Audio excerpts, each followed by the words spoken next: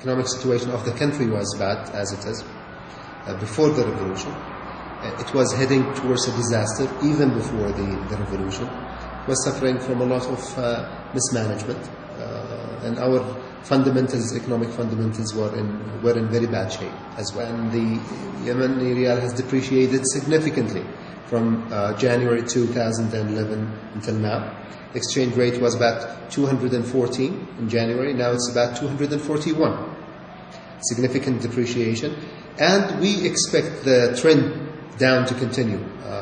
It will probably reach 1,200 or even more if this current situation increases, which can cause hyperinflation, especially that the vast majority of the commodities and the goods in Yemen are imported from abroad. So the exchange rate has a significant impact on inflation. Employment is looking really bad. It is looking really bad. We had an employment rate of about 35% before the revolution. We don't have accurate estimates now, but we think it's in excess of 50% now or even more. We've done some research in the Yemeni market. A lot of companies, including local and international firms, have released a lot of their employees. In some cases, 50%, 60% of their employees were released. And some of them are now severely underemployed. So I know a lot of companies who have asked their employees to work half-time now, or to work a few days per week. And they reduced their pay significantly as well. If you look at the incoming foreign direct investment, then that has ceased completely. Prices are rocketed high.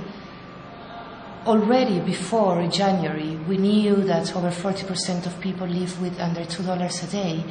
How can we expect the majority of Yemenis to survive with these prices?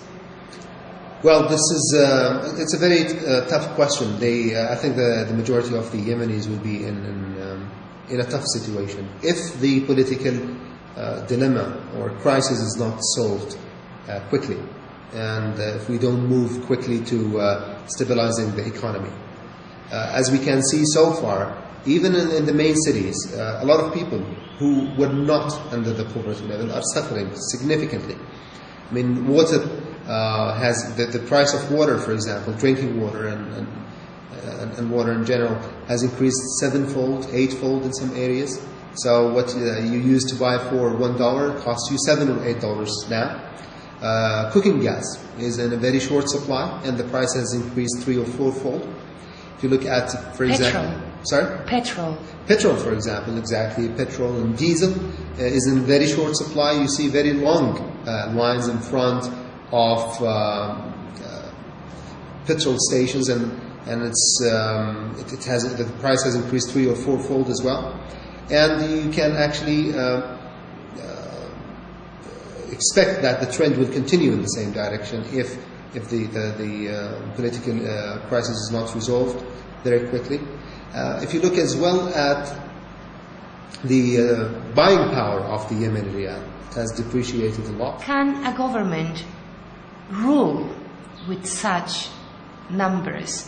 Can a nation, can a country be viable with these indicators? The political crisis is not resolved quickly, and economic collapse will actually precede a political collapse. And then this economic collapse can lead to major other issues. You probably find people fighting over resources, scarce resources, including water, power, etc. And as you can see, this has started to happen. These indicators could help with the revolution if they are read correctly.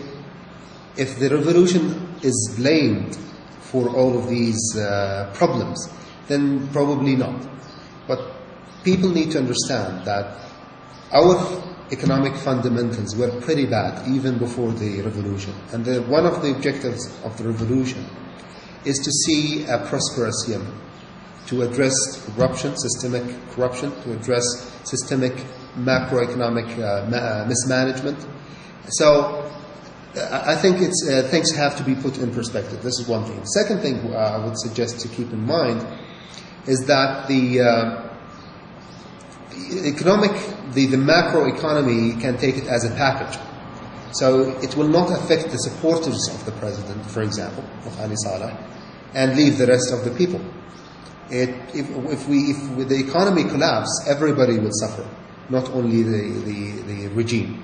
And that's why we keep insisting that we need to move ahead with the peaceful transition of power so that we can address the economic challenges, and we cannot wait any longer. It's a loss for everybody, I think.